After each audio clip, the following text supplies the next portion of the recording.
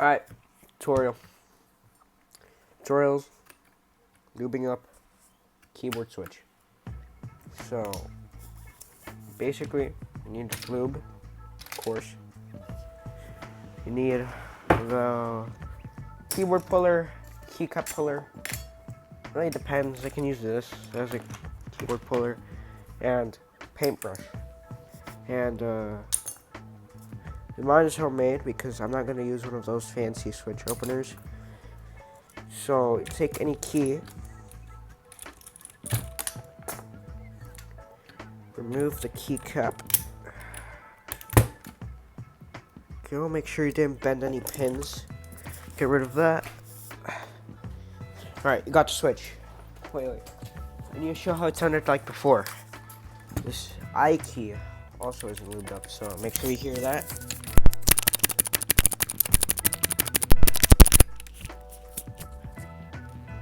Alright. So basically, you need a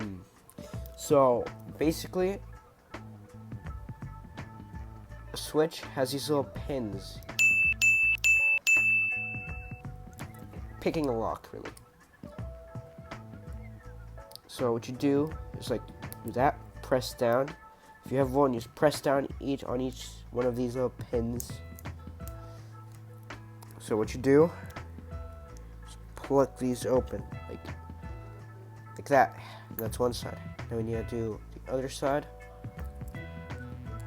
Pretty easy with this tool. It's gonna be longer, but I could have done it with just one little pick. Really, anything works. Tweezers, anything.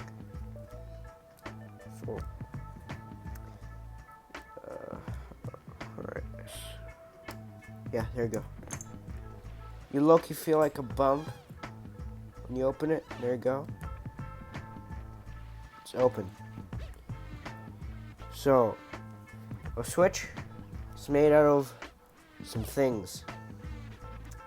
The things exactly is the stem, the housing, and the bottom layer, and spring. So basically what you want to do, you want to take your lubricant, open it up. Alright. You get your paintbrush.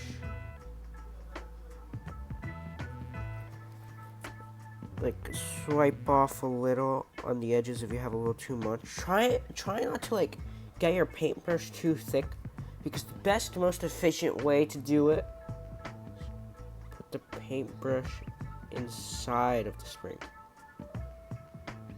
Just do it doesn't matter how you put it. You just need to make sure you put enough in there. You can just over lube it if you want to.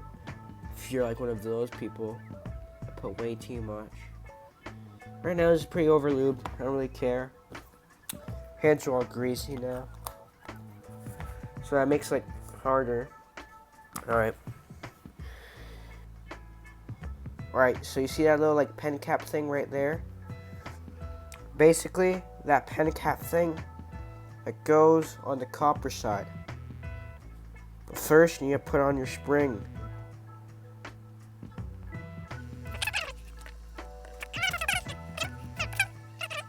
Get the little housing, make sure the pen cap is right there.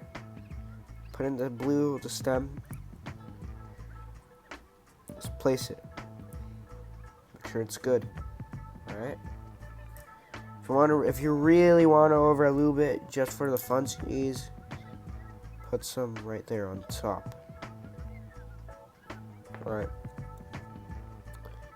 So you put the stem inside. I swear.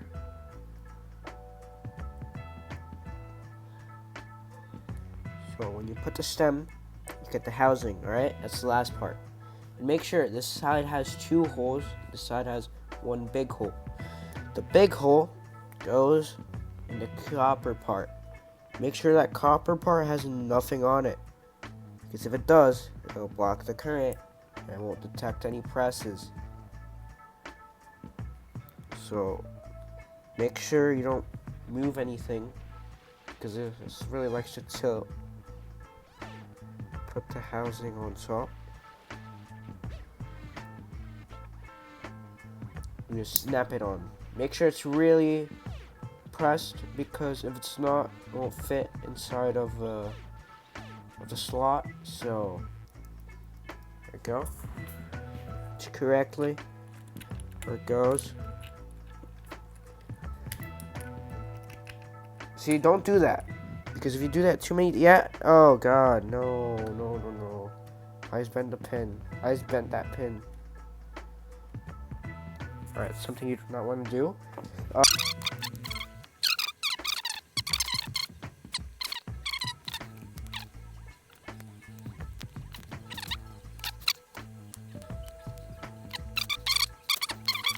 I fixed it! Yeah.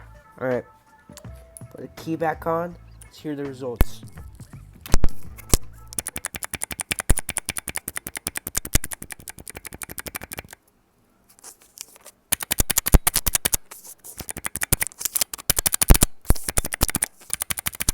But that's how you lube a switch. It's worth it. And if you have one of those big keyboards, just buy them pre-lubed, even if they feel scratchy. This is torture to do on old switches. Alright, goodbye.